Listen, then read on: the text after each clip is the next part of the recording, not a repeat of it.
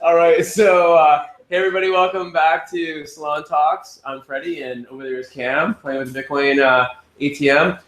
I just want to thank our sponsors first off, Quadriga CX, Canada's best Bitcoin trading platform. It looks like the volume is a bit low today at 143 coins. Last trade was around 312, the high around 312, and the low is around 310. That's an interesting day today. And of course, Airbits, the world's best looking freaking Bitcoin wallet out there. And their website obviously looks like it just got a bit of an upgrade, so update. So it looks really, really good. And now for our main attraction, we have Mr. Adam Draper from Boost Capital. How you doing, Adam? Boost VC. Okay. Boost VC. I'm trying to say VC, but yeah. Hi, world. How's everything going over there in Vancouver? I mean, yeah, we're pretty good. I mean, we had an epic summer of weather, and everybody's been in and out of this city. That's going to be coming in and out probably. Max Wright's back with us from the Caribbean. He's a fairly well-known writer, entrepreneur. Good old Taylor here got some action early in the week, and now he's got a job. And but yeah, besides that, I mean, Vancouver's pretty chill. What's going on south side, man? Let's see here. It's been really hot, except for the last like 2 days. It's been pretty cold. I don't know, a lot of interesting blockchain stuff going on right now. And if you guys are Decentral, Vancouver is a good name. Turns out like no one in the mainstream likes the word Bitcoin, so I've actually had to change my vernacular to blockchain, and I mean the exact same thing I used to, but I just changed the word, and so I recommend everyone doing that. We're all over that action, man. We kind of deal with people just like you every day, but when we say the word Bitcoin, the blank. Actually, it was the first time I really started thinking about it was because we've been in the blockchain space for about 3 years now, and so we watched the evolution of the word go from cryptocurrency to altcoin, digital currency to Bitcoin, and I was like, great, this is what I've been saying the whole time. We're just gonna leave it at Bitcoin's great, like we're gonna keep it there. And then like the world moved to blockchain, and I didn't really get that. And then I was in New York over the summer, and I was talking to a bunch of people, and I was like, yeah, we're the best, we're the Bitcoin accelerator, like we're the accelerator for Bitcoin companies, and like they did not like that. But then when I started talking about blockchain, they were like, oh, I love blockchain. And I'm like, you're referring to the exact same thing I said 5 minutes ago. So yeah, so we're if just as an introduction, my name's Adam Draper. I founded Boost VC 3 and a little bit of years ago. We've backed the most blockchain companies I think of any portfolio. We've backed about 53 blockchain companies, and but we've backed 120 companies. So we do have other types of companies in the portfolio, but a majority of them are blockchain related. Companies like BlockCypher, Mirror, Bitpagos, a lot of really fun, good companies that have come out of Boost VC. Yeah, and I'm excited to be talking to Vancouver. Are any of you guys hockey fans? Kiko is a massive hockey fan. Are you Are you a Canuck fan? I'm from the UK, so that comes with a qualification. Okay, so you're from the UK, so you are not a Canuck fan. That is okay. Well, Adam, are you a Canuck fan or are you a San Jose fan? What's your thing? No, I'm a Corey Schneider fan. I went to high school, and I'm really good friends with a guy named Corey Schneider, who was the goalie between Luongo, and so I'm just good friends with him. So now he's at the Jersey Devils, but he was in Vancouver for about 3 seasons. Yeah, he had some really good nights. You know what I mean? I mean, when Luongo was shitting the bed, he'd jump in and kind of pick it up. But Luongo took all the heat, man. He just got beat up like crazy. So Corey did really, really good, and it's sad to have him. I mean, I'm sad to have him gone because he's kind of got a cool name, you know. Corey Schneider. Corey Schneider, man. So what got you into investing firstly, and then what got you into the Bitcoin blockchain scene secondly? So I founded a company about 8.5 years ago called Expert Financial, where we help later stage companies raise capital online, something like Second Market or Shares Posts. I don't know if you guys are familiar with those.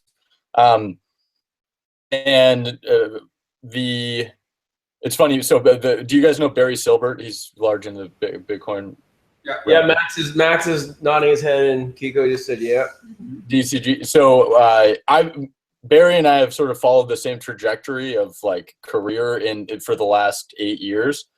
We both started secondary markets, and then we moved and evolved to Bitcoin-related trading or Bitcoin industry within the same time frame, which is just really funny because we didn't really talk to each other too much when we were competitors. He ran Second Market, and we ran Expert Financial, and we were attacking the same problem from different ways, and then we both ended up in the Bitcoin blockchain space together. It's really funny, but so I ran that with a co-founder who was the CEO for about 4.5 years, and we made every mistake known to man starting a company, and we made fundraising mistakes, we made hiring mistakes, we made firing mistakes, product mistakes, just tons of mistakes.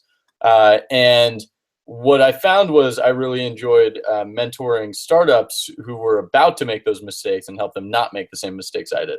And doing that in bulk is called an accelerator. And so I eventually, after 4.5 years, I left Expert Financial and I launched what eventually became Boost VC. I had angel invested in a couple companies between those two, and one of the companies. So this is part of my story of how I got into Bitcoin and blockchain. One of the companies I invested in was a company called Coinbase. I met with Brian Armstrong, who's the CEO of Coinbase, and his whole company was him at that point. It was 3.5 years ago. It was August 2012. And it was this guy who's really passionate. I emailed him saying, like, I don't know anything about digital currency. I don't know what you're doing. Would you like to meet up for coffee? And so he was talking to me about this digital currency. It's going to change the world concept thing. And I had never heard of Bitcoin, and so he told me about it. And the things that I really picked up on and liked were, one, I loved the concept. I was thinking, the one thing that is true is that our globe is very much closer together. Like if one country fails, all the countries are affected now. Everyone is very well connected. And I thought, like, the idea of a central currency that was able to sort of seamlessly transact between all this stuff was a really great idea. The other part I grabbed onto and thought was sort of great was actually in 2011, there had been a crash from the price of Bitcoin had gone from $30 to $0 per Bitcoin overnight. And so I got really into that. Basically, what it showed me was that Bitcoin had resistance, because when I was talking to Brian in 2012, the price of Bitcoin was already at $15 to $17 again, which, now we're talking about 200 and something. So it would have been a good time to buy. And so I talked to him, and then I did a lot of due diligence. I talked to a lot of people who are in the Bitcoin space, all of them, varying levels of crazy. Which is a good thing. I think sort of like it's always good to have varying levels of crazy in an industry. But everybody pay attention to what Adam just said. It was an important footnote. Okay. Anyway, carry on, sir. But the one thing that I got from all of my conversations was that they were all very, like, every single person I talked to was very passionate about digital currency and Bitcoin. And so in the end, I ended up investing in Coinbase, and I was, I think, actually one of the first investors in Coinbase. Which little did I know I was going to get, like, sucked into the hole that ends up being Bitcoin and blockchain, and hopefully come out the other side on top. But so then right after I invested in Coinbase, I actually ended up founding Boost VC. So it was actually literally like about 6 weeks later, I founded what ended up being Boost VC. And I said, okay, in 6 weeks, we're going to have an accelerator up and running. And so basically 6 weeks is not a long time to put anything together, nonetheless, like an intense program like an accelerator. But what it did was it made us figure out, myself and my co-founder, Brayden Williams, figure out the minimum amount of things we needed to get an accelerator up and running. And so what we realized was we wanted, all you need are, well, it's not all you need, but a background in the industry is good, but other than that, mentors and speakers to be able to recruit good companies. So you need good companies. And then we wanted space so that the companies could be around each other and feel like not alone was sort of like the idea. And so we ended up with space, and it ended up being space that we were able to provide housing and office space with. And we accelerated 7 companies in our first session, none of which were Bitcoin or blockchain related. And we were just trying to make sure that the wheels didn't collapse and the bus didn't fall apart while I was driving at 100 miles per hour while we were just like running a program. 6 out of 7 companies raised additional money. That was about 3 years ago now. And 3 of them are still in business and 2 of them are thriving. And so it was great. We added a lot of value. 6 of the 7 companies raised additional money, which is really exciting. And so then in between the first and the second sessions, we were trying to figure out what technologies we wanted to get behind. Like within 20 square miles of where we're located in San Mateo in Silicon Valley, there are like 150 other accelerators. And so we needed to find a way to like stand out, but also attract like the best talent and all those things. And, you know, I had invested in Coinbase, so I had some background in the digital currency space. My co-founder's brother actually was I would call him self-proclaimed like hippie hacker. He he went to Cal Berkeley and he like loved open source things. And he brought up this, he was like, you know, Bitcoin, it's awesome. I bought a bunch. He bought it at like $18 per Bitcoin. And then he explained a lot of Bitcoin to me, which was very exciting. So he explained how the blockchain worked, which up to this point, I had no idea how the blockchain worked. So and it took me even a little longer to really wrap my head around how the blockchain works. Still, I think some days I'm sort of like, how does the blockchain work? But his excitement once again got my co-founder and I to really talk about going all in on Bitcoin. And we ended up doing 7 out of 17 companies in our next session were blockchain related startups. And that it turned out we were the first investors to actually announce that we were excited about the Bitcoin space. I'm loving this cat. Yeah, that's Grace actually, and like a cat. I sort of want to take a picture of like a cat. Oh man, it's all right. I'll send you a picture of her watching you speak, which is absolutely priceless. You know. Okay. She's really great. So we've got 3 cats here. But anyway, back to what you were saying, please.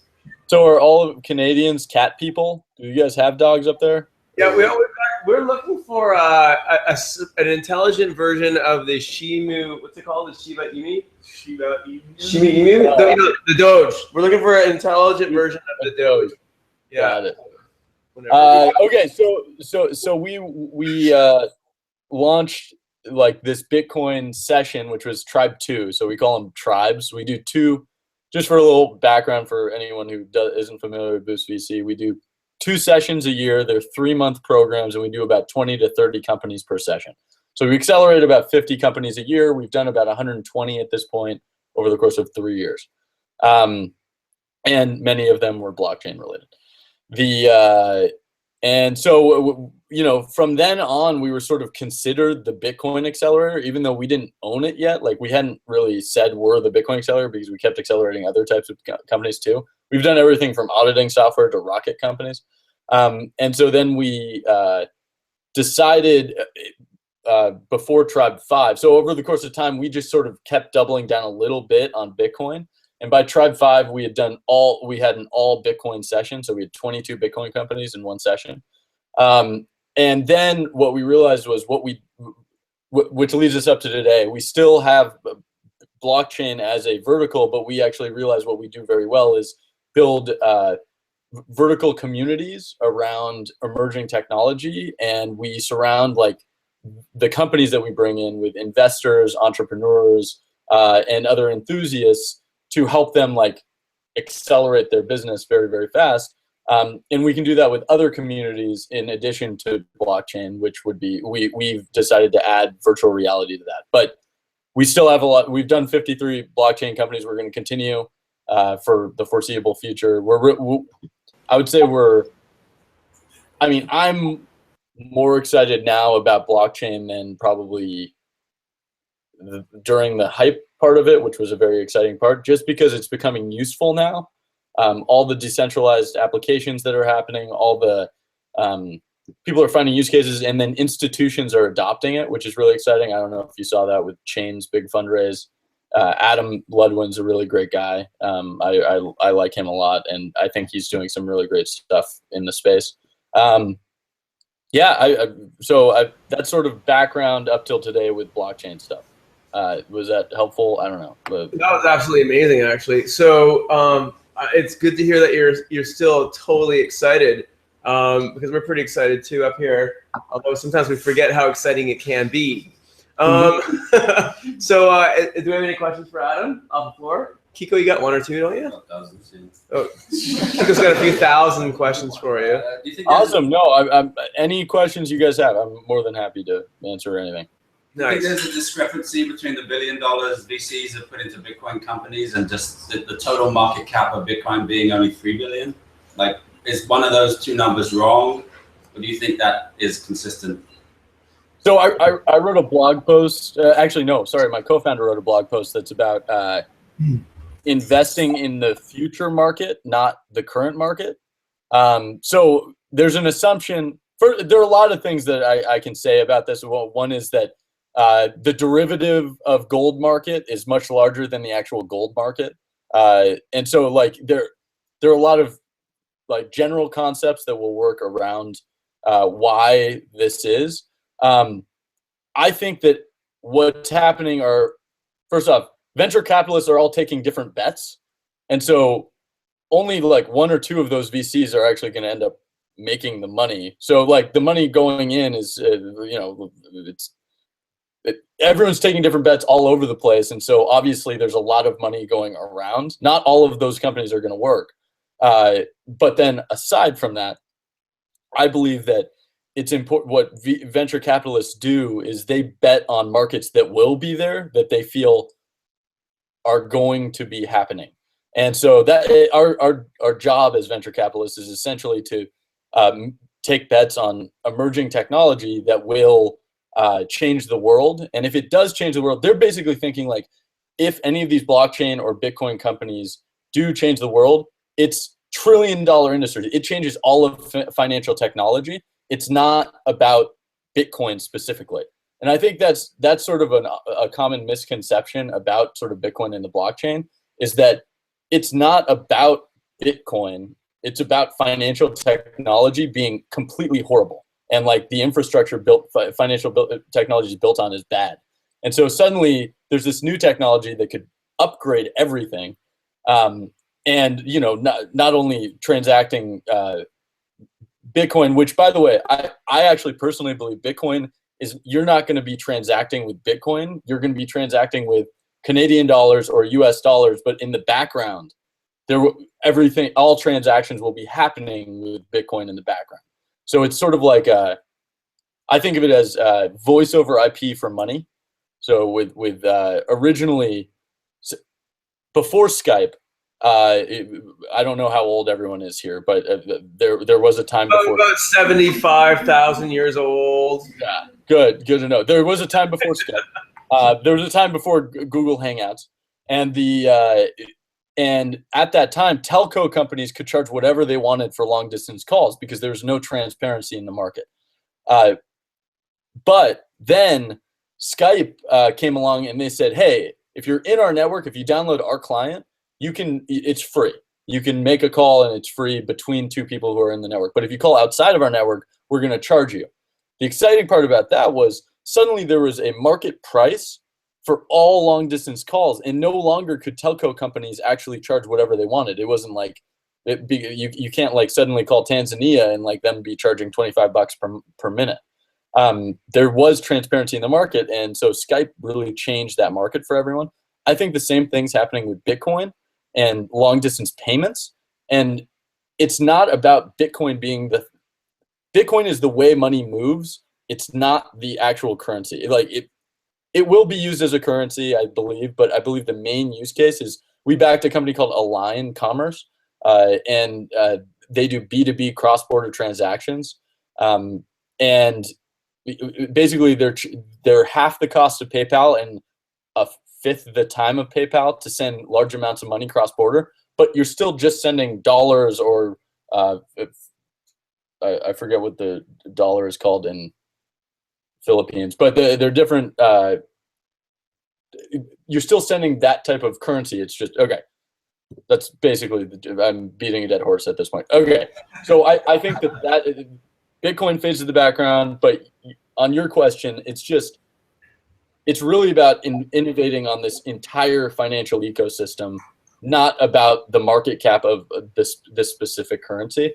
Although I believe that the currency has a lot of growth, and if it does end up being the way that foreign exchange works, forex trading works, like you do need a large market cap to sustain it. I think it was Brian Armstrong tweeted and he said, I think the quote was something like, I don't think people realize that to sustain the current value of Bitcoin, so the 220 to 230, there has to be $2 million in transactions that happen every, is it day? Might be hour. I don't know. It's lots. Basically, he's saying tons of money is being transacted. Interesting. Yeah. Kiko, what's question number 2 out of your California Bitcoin bill that was killed recently? Would that have affected you? And how do you feel about things like the CFTC today going after options trading in Bitcoin and generally the government getting involved? So actually, my answer might be a little weird for people, but like regulation actually doesn't bother. It bothers me a little bit because it makes it more expensive for all these companies to like start and get going. But literally all I want is a list of rules that are very clear that the companies need to follow. So California, the bill sucked, and that's why it didn't get voted through. So that's a different aside. But the bit license in New York, it's a little more reasonable than the California one. There's still things I don't like about it, but it does give a very clear rule case for the payment network of Bitcoin, and I do agree with that. That general concept. So so all I want in regulation is I want regulation that just gives the companies are dealing with this gray area right now, and it is evolving a little bit. It's becoming a little more standardized. Like banks are being more welcoming of Bitcoin or blockchain related companies. All that stuff is changing, but still, there's still this gray area that a lot of people are playing in where it's not super clear what the government wants or doesn't want.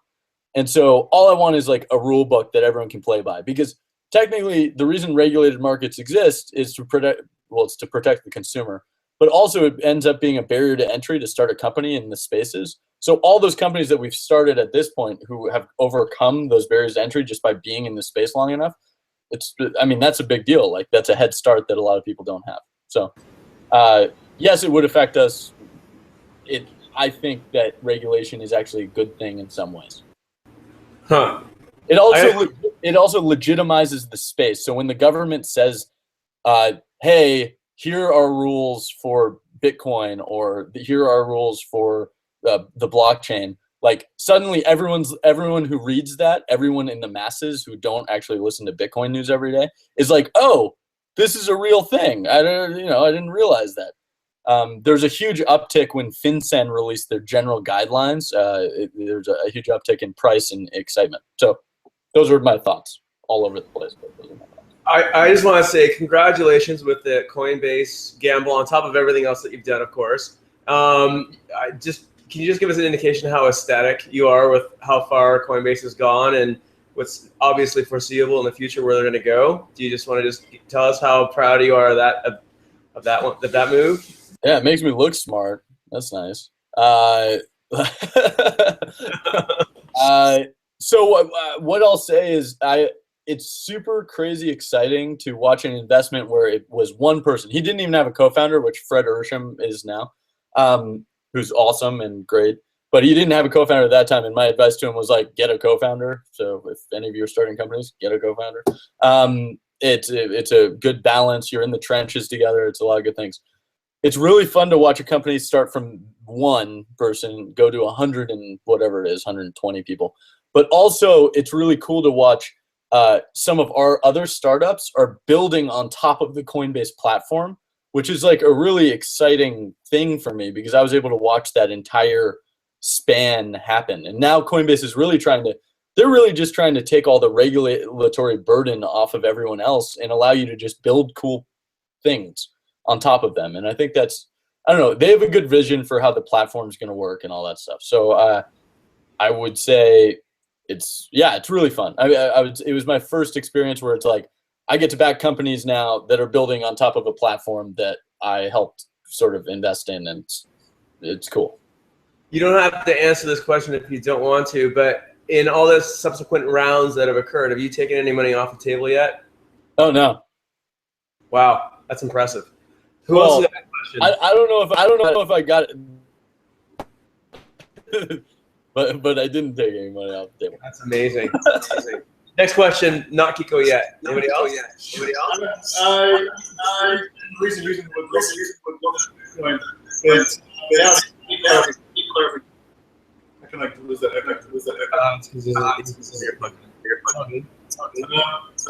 So I'm gonna mute you. I'm gonna mute you. There we go. You're muted.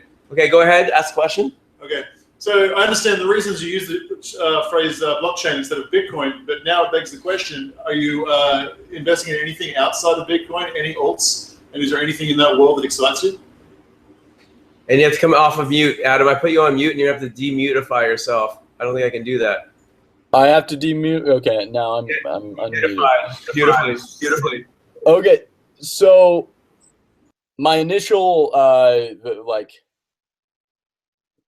my initial thought is no, I don't do any other digital altcoins. But a caveat to that is we have backed a couple that are using altcoins in interesting ways. In general, I believe that Bitcoin is the one and the blockchain. Like that's so anyone who's working on something that's separate from it, and sorry if I'm insulting you, but is sort of like rowing against the boat in a lot of ways. And it's sort of like I feel that a lot of people saw that Bitcoin was working and they were like, hey, we can like reiterate this in a different way. Like none of the altcoins are different enough for me to get excited about it. All of them are like copies of Bitcoin and they change the transaction time or change the block size. What about Ethereum? So Ethereum's interesting. I was hugely against Ethereum for a long time. Everyone who's built on it, from my perspective at this point, it hasn't worked yet. So like, yes, they released something recently, but it hasn't technically worked yet. And I do know people who are planning on building with Ethereum, and I think digital assets are such a huge deal, and a data layer on top of Bitcoin or the blockchain is such a huge deal. But it's like, I still feel they don't need their own blockchain. Like, why aren't they just using the Bitcoin's blockchain? Like I feel that they initially wanted to do it because they were able to like sell coins because everyone was selling coins and they were able to make money off the public. And I don't like that pump and dump thing that people have been doing. So like, I think Bitcoin is sort of, the network effects of it are so much stronger. I think with side chains, we should be able to mimic what they're trying to do with Ethereum. But I will say both of those things, hypotheticals now. Like I'm trying to deal with things that are real at this point. I don't know. I'm sorry if yeah, I'd love to hear everyone else's thoughts on Ethereum. I don't know how deep you guys are into that, but I think that there are a lot of different ways to do what they're trying to do. Well, I've minded a shit ton of it now, but I think we're all pretty excited about it because of the implications of the smart contract and all that kind of stuff. And also Vitalik's quite an interesting dude to even listen to or look at. So so we want to see him do well, right? Because we definitely want to see him pushing a Ferrari around someday, although he probably never would. What's that? Oh, he's talking while he's muted. Oh, are you muted still, Adam? Sorry, bro. Yeah, there we go. And I don't mean to be too harsh on Ethereum. It's just every single person who has started building on Ethereum, it has not ended up. They do not continue to build on Ethereum in like all the projects that we've worked with. They either with smart contracts, they do some sort of like crazy workaround with the current Bitcoin blockchain, or they for assets and stuff, they use open assets, or there are just a lot of different ways to solve the same problems. And I think a lot of people liked the concept of what Ethereum was doing. By the way, like writing white papers has never been more popular than since Bitcoin like existed. God, I've never seen so many white papers in my life. Like I bet some of you are thinking about writing white papers. Like, well, that's just yeah. One or two of us. We have another question for Adam. I'm going to mute him again. Go ahead. I got one. Okay, go ahead. Do you have any projects that are almost ready for market that you could tell us about? And you're muted. Sorry, I need to get used to the mute. You muting me and then needing to unmute me. Yeah. I'm more than happy to talk to you about a bunch of the projects that are in the session, right? I mean, there are a couple that I'm. So there's one called JoyStream. That's really an exciting project where they're merging. I mean, it's this guy named Badiho who's really bright, and he's merging BitTorrent with Bitcoin to create incentivized BitTorrent. Which is, I mean, it's really complicated to merge two peer-to-peer platforms. And so technically there's a huge barrier, but it's a really cool concept. I recommend just keeping track of that. Options trading on Bitcoin, let's see here, supply chain management with the blockchain, there's one that's sort of selling, like trying to be the settlement method for banks with the blockchain payments system. There's a problem with digital assets where you can send the digital asset, but actually getting the payment back is the difficult part. And so that's something that Epiphyte is working on. I mean, we just have a bunch of cool stuff. It's like really exciting. Now we're moving more towards like the financial next level of finance, and a lot of them are really big ideas, and it's an interesting new layer of the internet. And I'm seeing I'm starting to see what I didn't like. There was a phase of Bitcoin. It's not that I didn't like it, but we were getting pitched basically the Coinbase of everywhere. Basically exactly Coinbase. They were saying like, we're selling Bitcoin and making it super simple to sell Bitcoin. And that was, it's tough for us to back anything in that space now, just because, well, A, Coinbase exists, and B, we've backed about 12 of those. So like 12 out of the 53 are some form of a competitor with Coinbase, except global. So it's like Argentina or let's see, where are we? Europe, Argentina, Australia. I don't know. We backed a bunch of them. I got another question for you. What is your technical background? My technical background? Yeah. Oh yeah, no, I don't have one. Nailed it.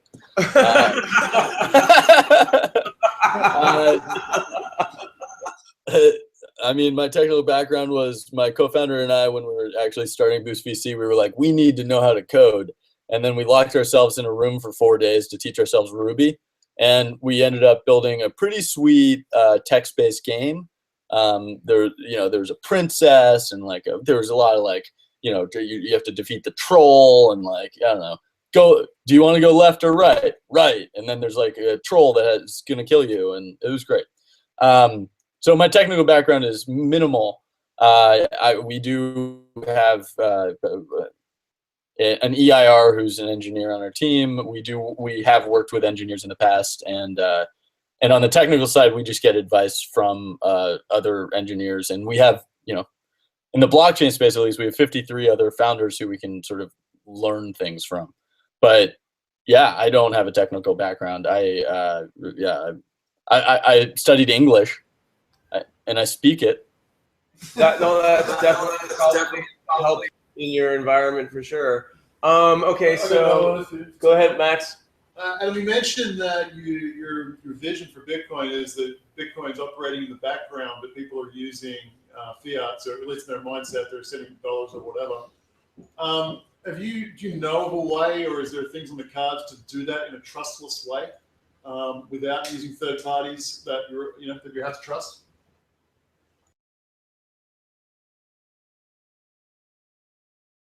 And you're muted. We're all muted. And you're muted. The last part was, I'm sorry, but before that, I was saying that's sort of what Epify and Line Commerce and a couple of these companies are trying to do. They're trying to enable the ability to do those trustless transactions. It's an interesting thing, everyone was like, yeah, Coinbase, woohoo, Coinbase for so long, and then it started working, and they raised a lot of money, and now everyone's like, Coinbase is the man, fight the man. I don't know if you guys follow Reddit, but it's the darkest people on the planet who hate everything on earth. So sorry if you guys are the ones who made all those mean comments to me when I released that blog post. But the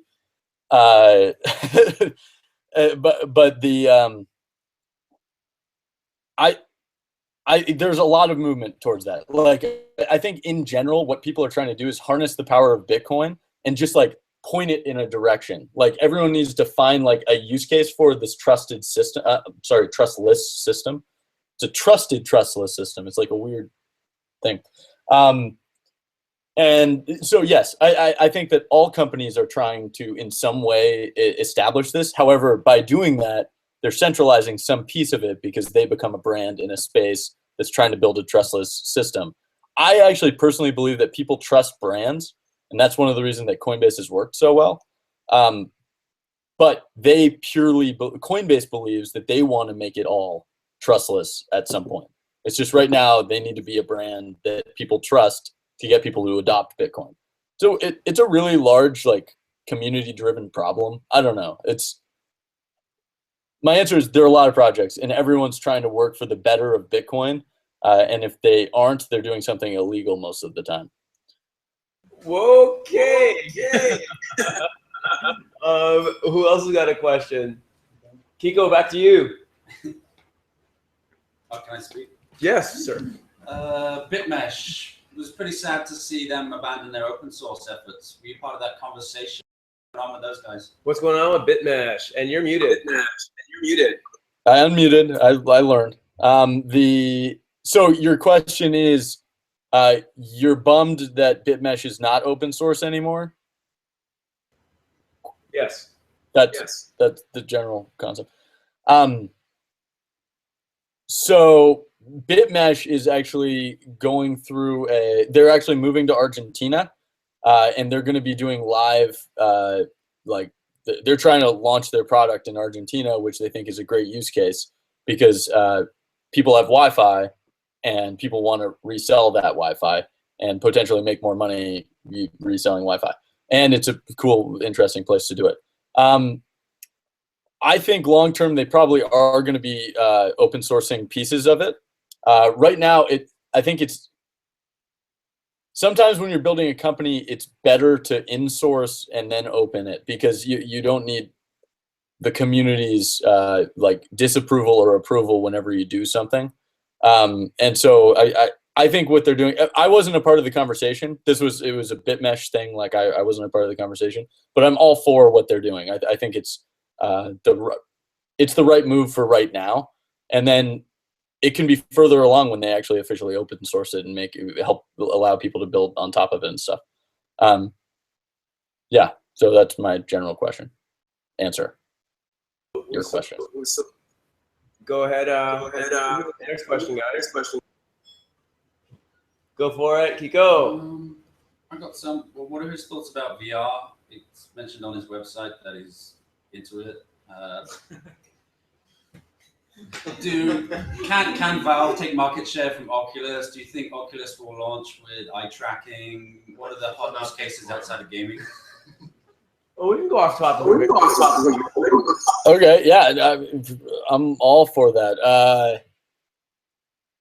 So first off, yes, we're into VR. It sounded like that was sort of a part of the question. Was on the website. It said I'm into VR. We are.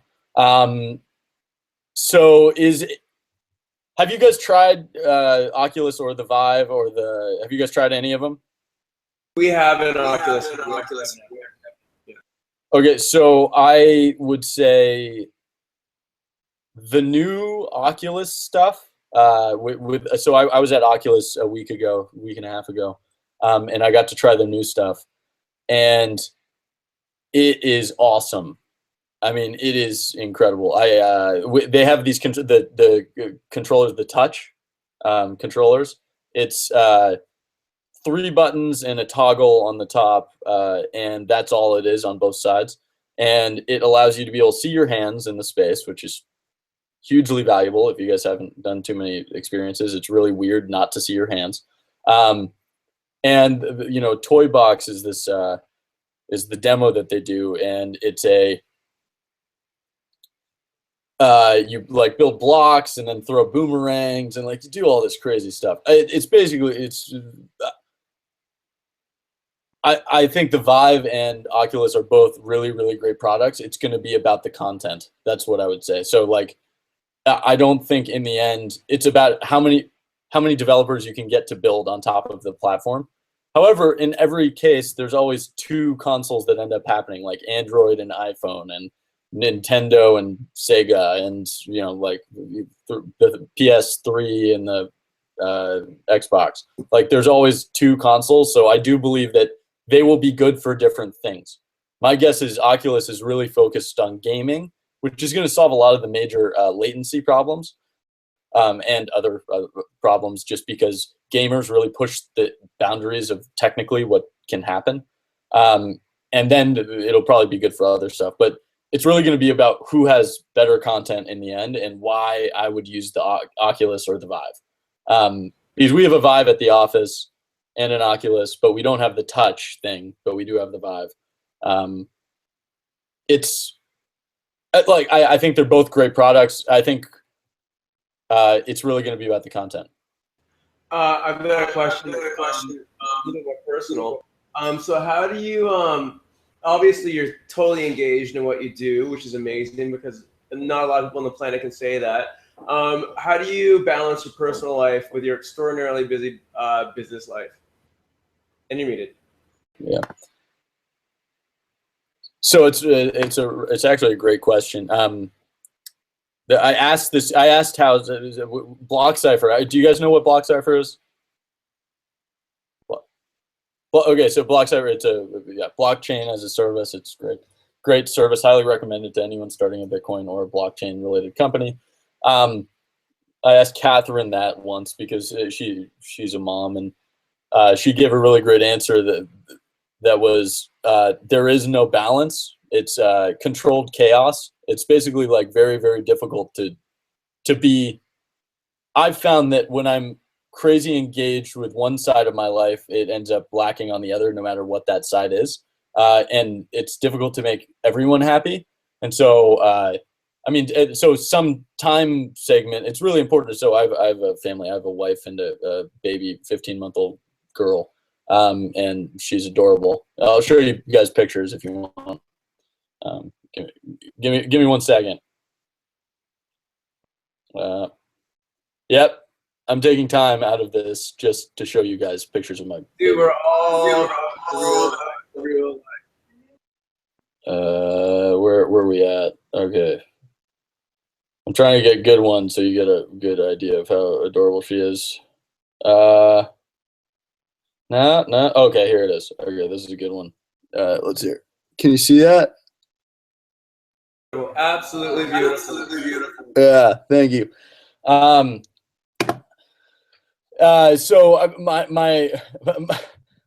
my answer is it's really important to spend time with both, but when I'm at work, I'm like really trying to go as hard as I can at work, and then when I'm home, I try to at least shut off some, like when I'm with. It's all about like a hyper focus when you're there, and I think making sure you spend quality time, not just time.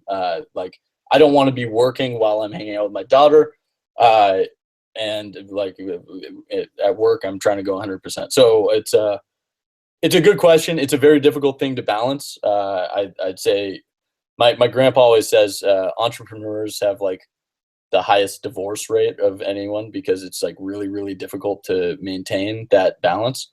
But I think it's important too. Like my wife just makes me better at everything, makes me work harder. So, it's a good partnership we have. That's absolutely. All right. Got one more question from Max, and then we have one more question left, and we're gonna let you go tonight, so you can hang out with your beautiful wife and child. Go ahead, Max. You're accelerated, so it's mandatory for everyone you take in the group to basically come and hang out and live in an environment for 3 months. Is that correct? And is that founders only, founders and team? Can you talk a little bit about that process? And you're muted. But by saying it's a requirement, you make it sound like a bad thing. You get to come to the center of Silicon Valley and be around people like me, yay, and you get to work in a basement with a bunch of geeks for like 3 straight months, with Red Bull and ramen provided. And so it's really, really fun. It's really high intensity. So we provide housing and office space. So we invest separately, but we also provide housing and office space for all the companies.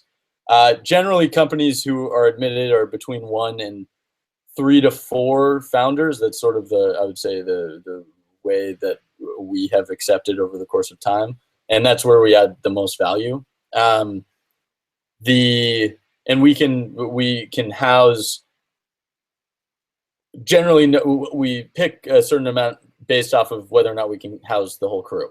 So yeah, we try to house everyone, but we have teams who like only the CEO comes, or only like some piece of the company comes, or the engineers if they want to be around people. And so like there's a wide range. It's just, in order to get the most out of our program, we require it because we want companies to get the most out of the program. They should be there because we bring in, like today I had 3 different venture firms come in, and I introduced all the companies to all the venture firms. And so it was just like you walk around and you have all the companies talk to all the people. So you just miss out if you're not in that environment. And we have we also provide like we have mentorship. So mentors come in on a certain day for 3 days, and then we have speakers weekly.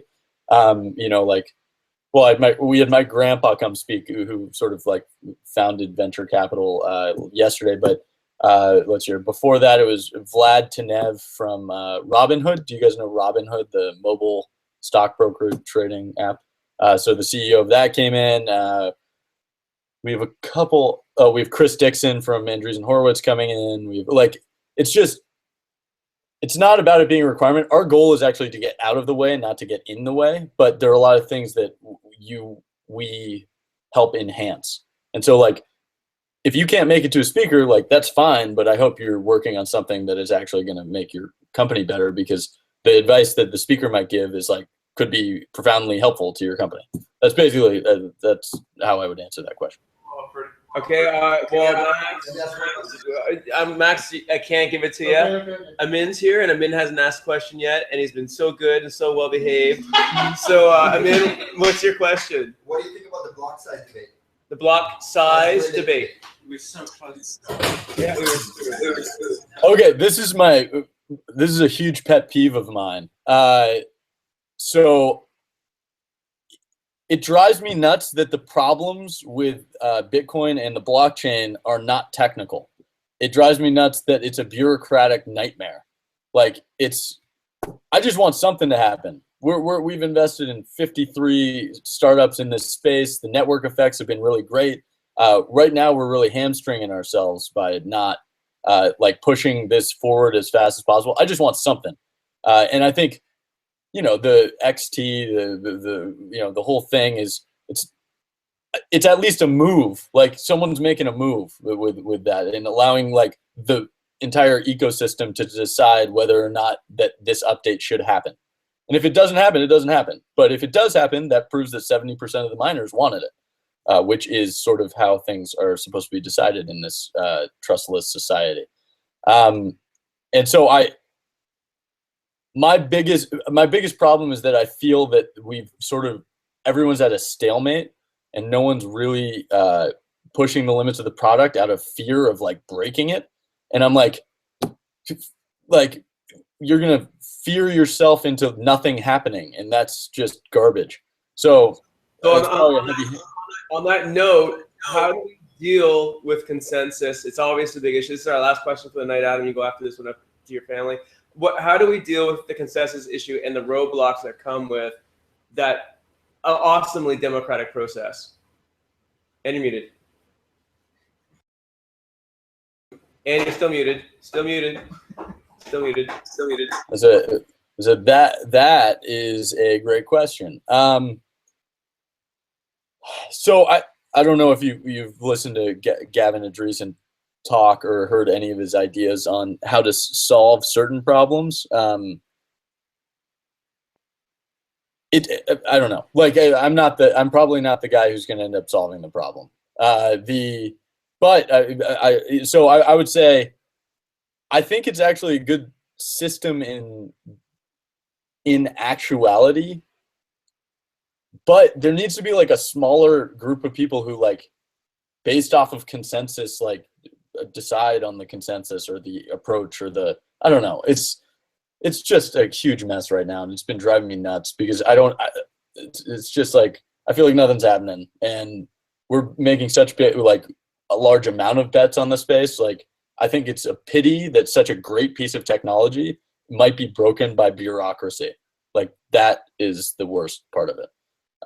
And so I honestly don't know what the right answer is. You asking that, I haven't actually thought about what the right answer is. So I don't want to give a random answer off the cuff. But yeah. No, I'd say we could say this is yeah. But here, I'll do one more question if you guys want one. But also, if you guys, I don't know, how many, are all of you starting companies in the space? Or are you like, can you raise your hand if you're starting a company so I get a general in the, because I'd love to hear about what your ideas are. I feel like this has been very one-sided. So if you want to email me at adam@boostvc.com. I'm sorry, adam@boostvc, not .com. I was about to say not .com. It's adam@boost.vc. That's it. Feel free to email me. I accept all emails. It's really funny, even when I say that out loud, no one ever emails me, so it's a pretty good thing to say. Like, it makes me sound like I'm being generous with my email address, but like after talking about things like this, I'm very open about my email address, and I feel like 1 out of 50 people email me actually. So it's a pretty, until it becomes a problem, I'll just keep doing it. I want you to email me, by the way. Like, my job is finding the next companies in the space and finding the next innovations. But okay, adam@boost.vc.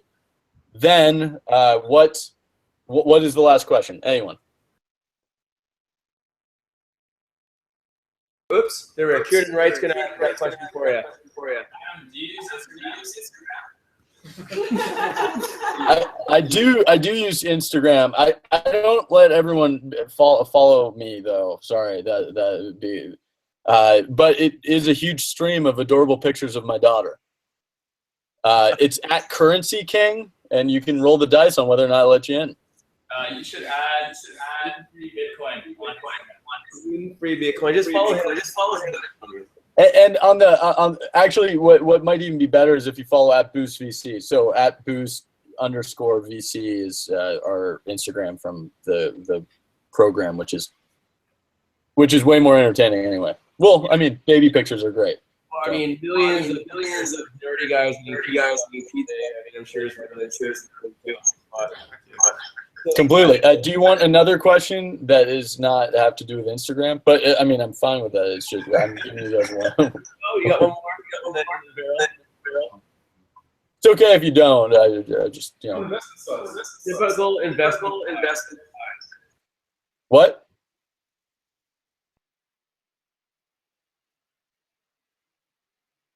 I can't hear you.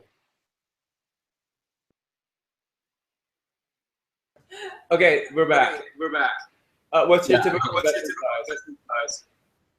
Oh, it's generally 10 to 25K for about 6% of the company. I'm raising a new fund to be able to move that up, but that's our typical investment size.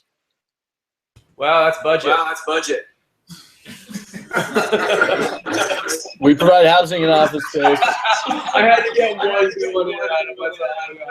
All right, so everybody, give us a round of applause. Best guest ever. Thank you, Adam. It was great to talk to you guys. Thank you so much, and thanks for having me. It was really, really fun. And good luck. And honestly, email me your products. I'd be happy to try them out, see what's happening. And the best advice I can give you is just get the product out. So That's if awesome. you're worried about it not being finished or you're embarrassed by how it looks, like just get it out. Beautiful. Later. We'll talk to you soon.